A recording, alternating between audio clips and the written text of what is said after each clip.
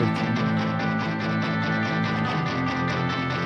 are listening to the Spent the Rent podcast. And now, here's your host, Patty Rose. Hello, I am Patty Rose, and welcome to the Spent the Rent podcast. My guest today is the chief petitioner of Measure 118, Antonio Gisbert. Welcome to the show. Hello, Patty. Thank you so. Yeah, thanks so much for doing this. This is the second time that I've had you on talking about this. We had you on, I think it was in 2022. That episode was about the Oregon People's Rebate. It's being coined the Oregon Rebate. We're going to talk a lot today. Measure 118. This is a big deal. This is getting national coverage. It could put Oregon on the map for being one of the first states to have something that kind of looks like you might be able to call it UBI, Universal Basic Income. We'll talk about this at length today, but thank you so much for being here. Thank you. It's my pleasure. Yeah, so like I said, you were the chief petitioner for this Measure 118. It's going to be on the ballot in November. Let's talk about it. Measure 118 would raise taxes on big companies in Oregon that make over $25 million in sales. The extra money for those taxes would be given back to the people who live in Oregon for at least 200 days. The idea is to help reduce poverty, but it's causing a big debate with a lot of money being spent to fight it. A lot of money, like $6 million, which is crazy for a smaller ballot like this. On the ballot, you might read something that says something like increases highest corporate minimum taxes, distributes revenue to eligible individuals, and the state replaces reduced federal benefits. We're going to talk a bit later about what that means. A result of a yes vote increases corporate minimum tax on Oregon sales exceeding $25 million, eliminates a tax cap, which we're also going to talk about, distributes revenue to eligible individuals who have lived in Oregon over 200 days in the past year, and the state replaces any reduced federal benefits. The result of a no vote retains existing corporate minimum taxes on Oregon sales. 12 tax brackets impose different tax amounts capped at $100,000 tax on sales exceeding $100 million. This measure is designed to put $1,600 in your pocket, but there are some hidden costs. So we're going to talk about some of the different ways to look at this measure. The supporters include the Teamsters Union 206, the local labor union in Oregon, the Democratic Progressives of Oregon, obviously yourself. You're the chief petitioner. You really believe in this. Yep. There's some high profile opposition. Not only do we have giants like Nike and Intel opposed to it, but also Weyerhaeuser, who donated $250,000. There's, like I said before, reports saying that about $6 million have been spent to oppose this. It's across the board opposition. This is going to be a tough interview because I've been reading, there's a lot of people saying, there's a lot of talk. The Democratic governor, Tina Kotek, she has a quote that I'm going to read. She said, "I am opposed to this ballot measure. It may look good on paper, but it's flawed. It's a flawed approach, would punch a huge hole in the state budget and put essential services for low wage and working families at risk." Also in opposition is Representative Val Hoyle and Treasurer Tobias Reed, among others. So to put it lightly, even the left is very split on this. And I'd like to give you the floor so that you can plead your case as to why you believe that this economic redistribution is something that we should implement in Oregon. Wow. Thank you so much. That was a lot, yeah. Yeah, that's a lot. Thank you so much for the introduction. It's hard to know where to begin of all that. Maybe as a bit of a table setting, let me use my own words to describe Measure 118 and really how we got here. As you said, we spoke back in 2022. Yeah. Yeah. And even before that, I think it was early 2018, at the time I lived in Springfield and I was hanging out with a friend in Eugene, and I said to him, you know what would be great is if we tax giant corporations a little bit more and we give the money to the people. And my friend put his drink down and he said, "That sounds great. We should do that." Yeah. From that point on, I organized about a dozen of our friends to start meeting on weekends in like coffee shops. For example, Theo's coffee shop. We would go there all the time, and other community spaces to sort of put some meat on the bones of this idea, and to try to do a ballot initiative about it. So super humble beginnings, right? The two of us were just like super regular people. I'll omit the names to protect the innocent. Yeah, especially in the world we live in today. But yeah, exactly. But yeah, so I'm super proud of that. Like I said, it took about 8 months to figure this out, and then we filed our first ballot initiative for the 2020 election cycle. Back then, we knew even less than we know now. We had like zero money, and also we got permission to start collecting signatures about a week before the state shut down for COVID. Yeah. So we just didn't even try. If you remember, those were the scary days when we were wiping our groceries, right? Yeah. I remember we had to do, not to cut you off, but we had to do signatures because I wanted to support it in the beginning. At least I wanted to support seeing it on a ballot, to see what people thought about it. And we had to do signatures over the internet. And it was tough. You have to mail something, sign something, mail it back. It was difficult. And you can talk about, more on that. Yeah, it was difficult, and given our capacity and our bandwidth, it just proved to be too difficult. So we tried to get on the ballot for 2022. And, that was sort of, we were all hoping, not just us, that the pandemic would be over as soon as possible, right? So that, for a general health perspective and also for the other work that we do. But of course, that dragged on super long. And we had a chance to qualify for the general election of 2022, but it just didn't work out. So we pulled that effort as well. And then we tried again, third time the charm for 2024. No pandemic, much more prepared, both financially in terms of, we had been working on it for 2 cycles. And so that built a pretty nice base. Sure.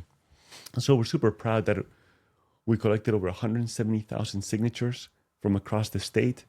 It was mostly done by about 100 folks, from like really humble beginnings. Yeah. In like at Theo's coffee shop. Yeah, that's a big thing that I love doing about this show is that, I wanted to ask you kind of at the end of this, and hopefully we'll have time, we'll see, about like if you had to really break it down, dumb it down to a point that the layman can understand what it takes to get something on the ballot. But there's a lot to talk about, and we have so much to go over, so we'll see if we get there. Now let's hear about, in your words, how this would benefit people. So it's about $1,600 that would go in the average person's pocket. Yeah. Just before we get to all the opposition for it, talk about why you think this would be a good thing. We think it is self-evident that we're all having a harder and harder time to make ends meet, and just cash helps. Remember that we started talking about this and doing this work in 2018. Well before the pandemic, and well before like this recent spike in like greedflation. So even in 2018, we were all feeling that like our work, the work of like regular working class folks, that our wages were not keeping up with inflation, even back then. And we were all like pretty upset that giant corporations are not paying their fair share in taxes, even remotely. And so we already started to organize this campaign. It is worth noting that in the 6 years since, corporations are not paying any more in taxes, really. Right. And secondly, we're even further away from being able to like afford our day-to-day costs, right? So as bad as it was in 2018, it's actually gotten worse now. Right. So and I see the gap between the haves and have-nots getting even wider. You hear when they talk about raising minimum wage, and there's always the opposition that says, well, they're just going to raise prices. And I'm like, yeah, but I'm sure that that's going to happen. But I also like the idea of a little bit more flexibility for the individual, and so in some ways, we just need to make sure that there's money in everybody's pocket so that there's flexibility for people. But we're going to get to talking about some of the different ways people have challenged this and give you a chance to kind of answer to some of them. Before we do, in the writing of this, it talks about eliminating a tax cap. Can you explain what a tax cap is, or what the tax cap is? Yeah, I'm going to try to make corporate taxation I know a super exciting topic for a podcast. So, dear listener, maybe come back in 10 minutes. I'm teasing. Yeah. In Oregon, corporations basically have to pay one of one of two taxes. There's a corporate income tax that is really a profits tax, and after $1 million, it is 7.6%. Virtually no corporation pays that tax at all. because these giant corporations use accounting gimmicks and loopholes to pay almost nothing in taxes. They basically declare zero profit and therefore have to pay zero taxes. About a bit over a decade ago, maybe 12 years ago, the state legislature got wise to this, and they thought that it was unfair that these giant corporations were paying zero. So they invented a new corporate tax called the state minimum corporate tax. And what that means is that, so if you're supposed to pay 7.6%, you can use accounting gimmicks to pay down to zero, but they set up a floor. And so this floor is $100,000. And that is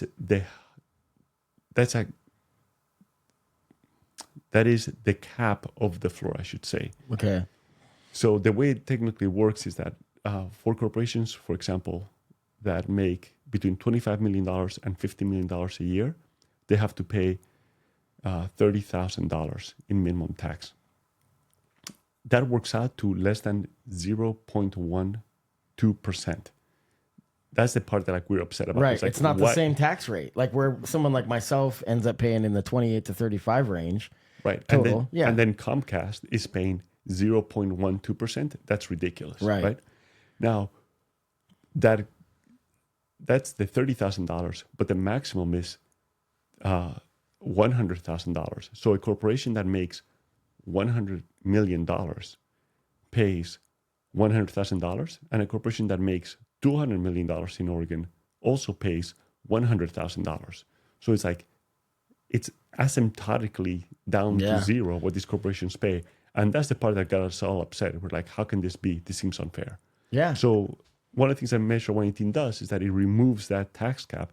So these giant corporations are going to have to pay 3% after $25 million of in-state revenue. So the first $25 million remains effectively tax-free. We don't touch it. We're not agreeing with it, but we're just not touching that part of the law. And then after $25 million, for every dollar the corporation makes in Oregon, they have to pay 3 cents. Okay, yeah. So could this tax increase cause higher prices for consumers as companies might pass the extra costs on to their customers? And how would that affect everyday people in Oregon? I'm sure that the benefit of this being kicked down the road is that you've had more chance to look at data and to continue to look at, simulations that show if it has a negative impact. So talk on that a little bit. Yeah, for sure. So absolutely true that these giant corporations are threatening us with jacking up their prices if we pass this. And let's call that what it is by its real name. That's just bullying behavior. As you mentioned before, Patty, these corporations were threatening to do that a few years back when we raised the minimum wage. They didn't really raise prices. They just threatened us with raised prices. But when they did raise prices is when their corporate overlords decided that they were not making enough of a profit. And that's currently led to all this greedflation. And a few weeks ago, we had the parent company of Fred Meyer's admit in federal court in Portland that they in fact had jacked up the prices of milk and eggs way above what would be required by regular inflation just to gouge us and make more money. Yeah, and I read that they were doing surge pricing, where it's basically they had digital price tags, and throughout the day in times when it may be less profitable, they'd charge more to kind of balance it out. And it's just, I don't think it's necessarily illegal. We'd have to look into that. It's a different conversation, but it's definitely immoral. Yeah, they're out of control. So, I guess it's one of those, to answer the question, could this increase higher prices? And the answer is maybe, but that's kind of the decision of the corporations, is that, essentially. Yeah, and then two direct responses on that. So if Fred Meyer chooses to increase prices, fine. They're going to do that anyway out of greed, but whatever. But remember that, I and everybody in Oregon will have about $1,600 more. So that as consumers, we can do one of two things. We can bite the bullet and continue going to Fred Meyer's, or we can take our money elsewhere and go to the Kiva, for example. I do not know their accounting, but I don't get a feeling that they sell $68,000 worth of food every day, right? Right. So then they won't have a reason to raise prices. So if we take our dollars and we shop local, that revitalizes our Main Street economy, and that really that's a model of, if you will, a circular economy, where like our money, instead of going to a giant corporation that then takes our money out to the Cayman Islands for an offshore bank account, Sure. let's shop local at smaller stores and keep the money in our community and like keep our wealth together. That's one thing I want to say about that. The second thing is that you can do all kinds of simulations, and we have done them, right? So, for example, there's a number going around. It's a little bit misleading, but it's still being used, that Measure 118 might lead to 1.3% of inflation. Okay, that's not really correct. But even if we assume that is going to be the case, you can calculate how much money a typical family spends on a yearly basis, like going out shopping for stuff. And the math works out that for the typical person, 1.3% inflation would be $946 a year. It's still less than the 1,600. Yeah. You still have $1,600. Which is what I've always thought about, like a universal healthcare model, where it's like, if it's less than 4%, which is what I've read is what it would cost. Yeah, again, that's for a different day. Yeah, exactly. So I think that segues into talking about who this benefits. We're going to go back and forth between talking about, the people that are against this and then kind of the arguments for it. Obviously, the people that would see the $1,600 in their pocket, they're going to see a benefit. So let's talk about how this distribution of this rebate impacts different groups, such as seniors, students, or low-income families. Does it benefit everyone equally? And is there a cap on income levels to where people wouldn't get it? Yeah, thank you. So, it's designed to, Measure 118 is designed to benefit everybody equally. So everybody gets whatever money is in the general fund after program administration on a yearly basis and paying whatever other bits and pieces. That money gets rebated equally among everybody in Oregon, including kids. So the amount of money will change year to year, like it does in Alaska, but it's going to be about $1,600, at least to begin with. And so for a family of 4, that's $6,400 because kids get the rebate too. And so think of what you would do if you just had $1,600 now. For me, it's 1 month of rent, which is awesome, right? I would welcome that, and then a little bit more money left over. And obviously, because it's the same amount of money for everybody, you get more bang for the buck. Folks who are lower earners get more bang for the buck, right? So for a typical household, that's about 4% pay raise to that household, which is a ton of money. But for like a millionaire, they're going to get $1,600 because they're a person too who lives in Oregon, but they're probably not going to notice. Right. So now let's talk about the implementation. This may be out of order from what I was planning, but the implementation of how people would get the rebate, is it just going to be on your taxes, or is it something that you can go on a website? And because I think before we had talked about how you could go and you could get it early. Like if you had you found out that you need to get new tires or something. So if you need the money soon, you can go online. Is that true? Yeah, that's exactly right. We spelled out 2 ways. We think that most people will just wait until the tax return, until they file taxes, and then you'll just claim on your taxes. And if you do that, then the money gets to you as a refundable tax credit. Good thing about that is that is almost certainly tax-free at the federal level. And there's analysis that shows that if you do that, the typical state of Oregon personal income tax return will go down by $2,100. That is, all of our taxes, like we're going to basically have giant corporations pay our taxes to a tune of about $2,100. That's fantastic, right? I mean, we often feel that we are overtaxed, and it is just a mathematical fact that the general fund is funded. I think 64% of it comes from personal income tax. Then it's the lottery is the second biggest contributor to revenue to the state, and then corporations is the third, right? So Measure 118 really balances the playing field. It moves the tax burden to fund the state to corporations and gives tax relief to the people, which we think is more correct. If, as you were saying, Patty, if you want to, you can claim your rebate before or after you file taxes. And then if you do it that way, you get it in the form of cash. If you do that, it will probably be taxable for federal taxes. But it's not, if you do it that way, it's not taxable in Oregon. We also said that this money is your money, so you should not be taxed on it. For somebody, I'm a independent barber. And so for somebody that I have to save money throughout the year for my taxes, not taken out of a paycheck because I'm an independent contractor.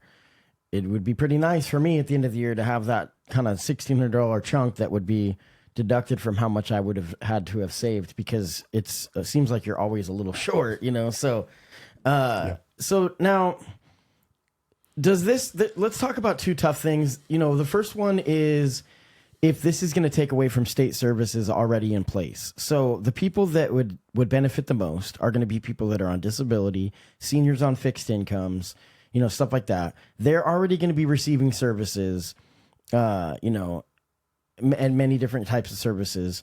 The opponents to this are going to say that this is going to cut into the money that would be going to that. Now, I think you've already answered the question, and that's basically in saying that they have ways to not, like about the cap, so they're already avoiding the tax. So this is actually, it'll actually make sure that they're going to pay, whereas right now they're not. So I think you already answered that question, but you can kind of add to that a little bit. Yeah, the way that we do benefits in this country is there's a big shortcoming to it, that most programs are means tested.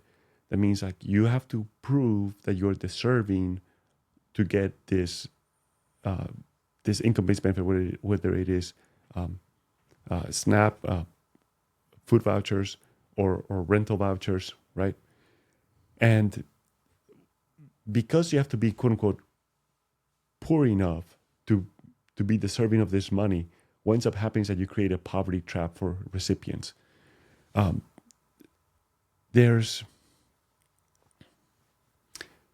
It's really important that we start to slowly change that system around so that everybody's equally deserving of an ability to live with dignity, and everybody's equally deserving of an opportunity to escape a poverty situation. And so I think that Measure 118 takes a real big first step in that direction, and it's part of a much broader conversation. We've seen recently, for example, that in Portland, starting this year, they're going to do free reduced price lunches for all the students, regardless of ability to pay. And that's just a good policy that reduces the stigma for those kids who are currently getting this income-based benefit.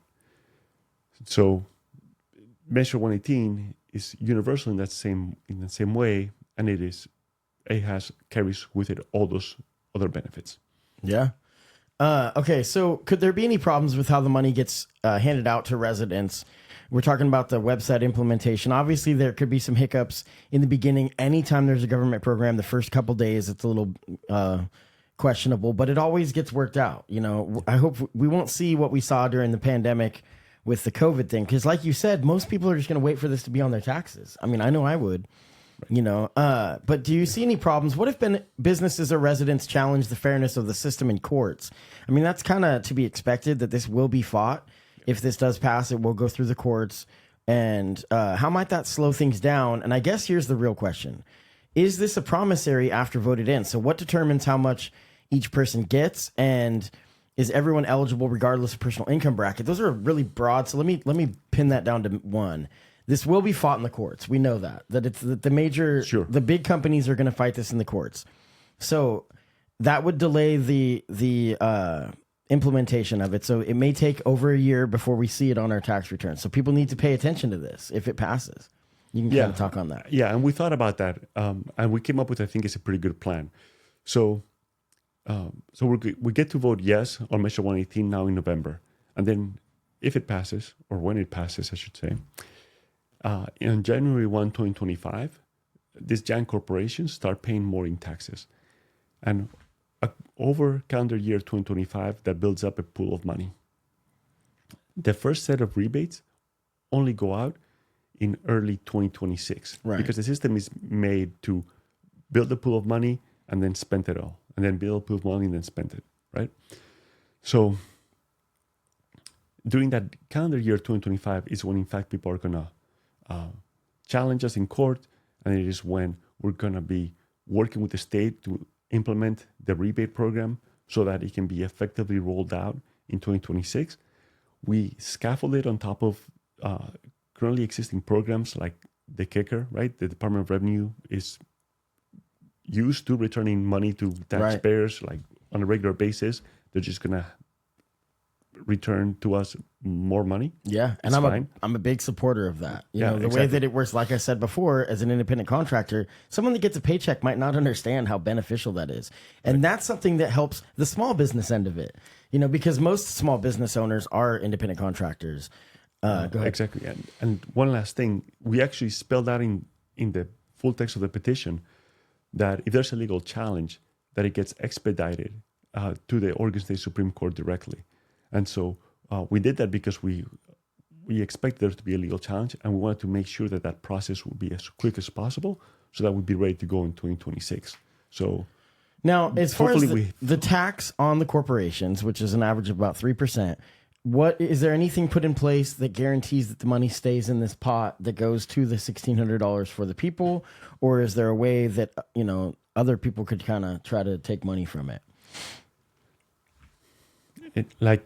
We're just a law, and like any law, it can be changed at any time. Right. And so part of our job is in 2025 to work with the legislature and the relevant state agencies to make sure that that Measure 118 is implemented according to the spirit of the law and what the voters expected. And the will of the people. And there may be some, modifications, but that's a good segue into what I want to talk about. We talk about, you were saying that this is part of a larger kind of plan on how we need to reevaluate the way that we view things. I might be paraphrasing, but I mean, this is a progressive thing. And, we always have these same arguments. We're like, well, we want to go after the corporations. But once we start doing it, people are like, wait a minute, what about the jobs? You got to create jobs. This might eliminate jobs.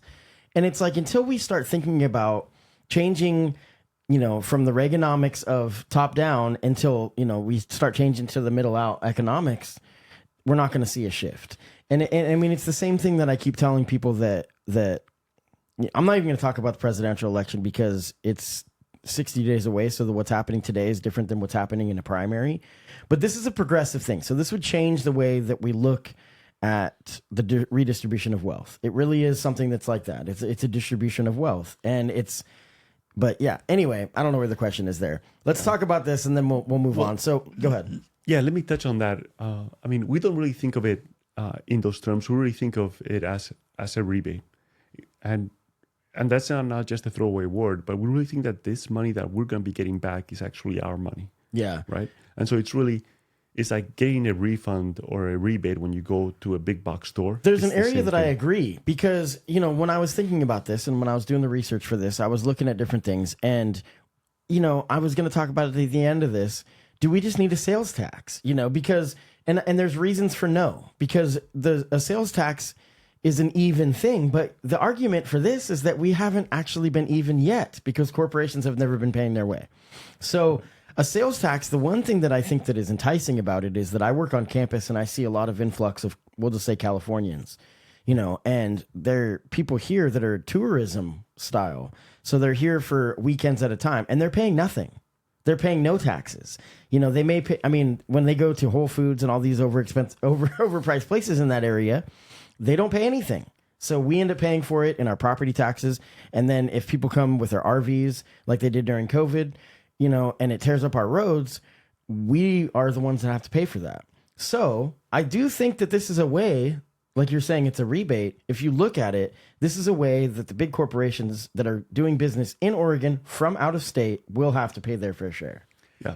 That's exactly right. And also remember that it's not just that we individually are going to be better off. Now, $1,600 is not going to fix every one of my problems, but it's certainly going to help, right? Totally. And so I think that a lot of us are in that position. But so we individually are going to be doing better, but our communities are going to be doing a lot better. You mentioned jobs before.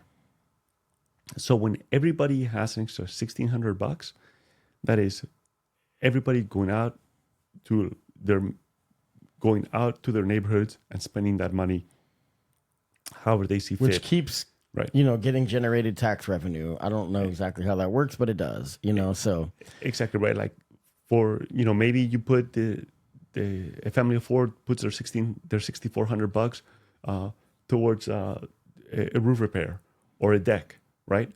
That's super helpful. That provides jobs, that keeps the economy going. Is this idea of like circular economy, using our wealth to like improve ourselves and those around us. Yeah. So I did already talk about, should we just implement a sales tax? I'm a no on that, by the way, and I can talk You're about a no on that? Yeah, and there's reasons, and maybe you will, because like I said, the roads, our schools, our police and fire, that's being paid for by Oregon residents only, and so, I'm not a yes on it on a sales tax, because I don't necessarily think that we need to be taxing the poor when they're the ones that are getting hit, and that's kind of what I'm sure that you're going to say, but you can talk on that a little bit.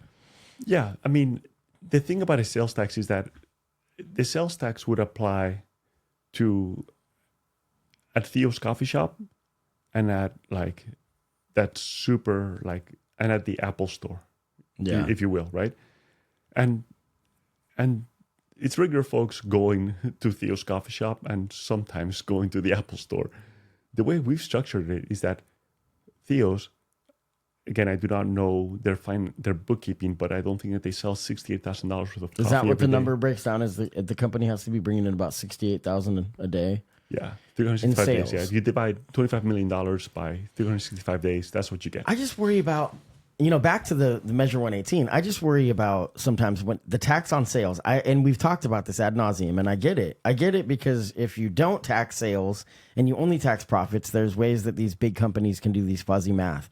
But what about a company like Winco? Are they going to be somebody that, and should I be concerned? I mean, it's employee owned. That's the thing is that companies like Winco and Bimart, they may be massive companies. And so people are, it's funny because we love these parts about these companies, but we also don't like parts of these companies. I don't know where the question is, but you get what I'm saying, where a company like Winco, I see the benefit. It's employee owned. It's massive. So they have lobbying power. And so they can argue prices. They can do stuff like that, which is what the benefit of a large corporation can be. Right. Are they going to see a hit? So it's important to keep in mind that we're only changing the minimum corporate tax, right? I do not know what Winco pays in taxes, but say that they're currently paying 4% in tax. Yeah. Okay, that's less than what I pay in tax. But because 4% is more than 3%, they're not going to pay a penny more. Yeah. So it's fine. And if it's a 3% increase for any corporation, I'll just say this. Anytime you use a Square reader as an independent business owner, automatically 3%'s gone. Anytime you use Visa takes, it's disgusting to even think about the fact that Visa takes 3% of every transaction that's done in the world. And it's just wild. Like that we could be here and talking about tax structure, which I recommend anybody listening to take 6 hours of your day and watch the documentary called Corporation.